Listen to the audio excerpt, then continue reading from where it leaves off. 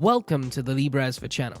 Today we're talking about something a little different, our email security threat assessment. I'm Samuel, your host. Let's talk about this. The Email Security Threat Assessment, or Email Tester for short, is a free service available to anyone that can test your current email security solution to find gaps, vulnerabilities, and red flags. We identify these by sending you around 12 emails that test the basics that all email security tools should have covered. All emails we send to you are disarmed and safe, but always be cautious. Here's how you can run it yourself.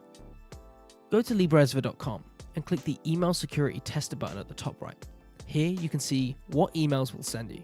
Pause the video here to read them all. Now, when testing the solution, we'll send the emails to whoever's details are put into these boxes here. Below this, you can also select an optional whaling test to see if we can successfully spoof a VIP in your company. Once all the info is put in, accept the disclaimer and prove you aren't a robot. Then off you go.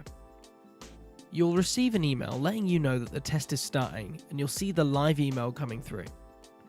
Here on Office 365, we received a few of the samples, around half of the expected email.